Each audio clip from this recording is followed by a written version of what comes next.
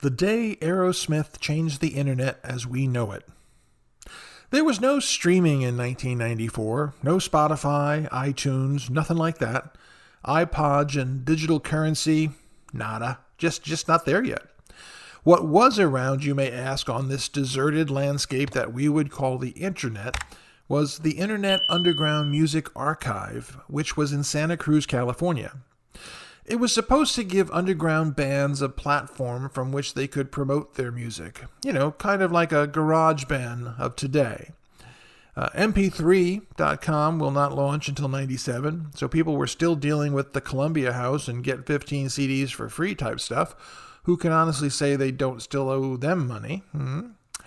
About the only real progress with streaming at the time came in the shape of some computer engineers who formed a band called Severe Tire Damage, and they did a live online show using some experimental network designed for streaming media. The music industry was sitting fine in their big buildings, thinking the internet was only a fad and would soon fade away like the 8-track tape.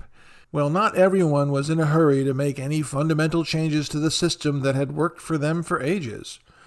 Then Geffen Records came along. Jim Griffin was the CTO and is credited with creating the world's first corporate intranet, a true digital pioneer.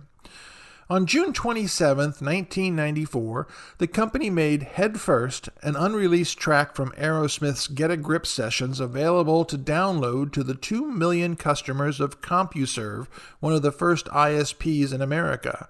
You remember CompuServe? That was right before we started getting all those AOL CDs delivered to us in the mail every week. They would type Go Aerosmith in the command line and be able to download a 4.3 megabyte WAV file of the song.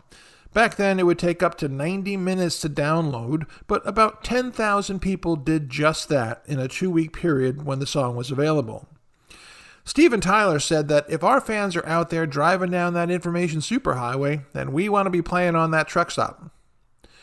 The New York Times recognized both the significance of the event as well as the problems the new technology would usher in, stating that the very future of the record business was at stake, leaving manufacturers and retailers out in the cold.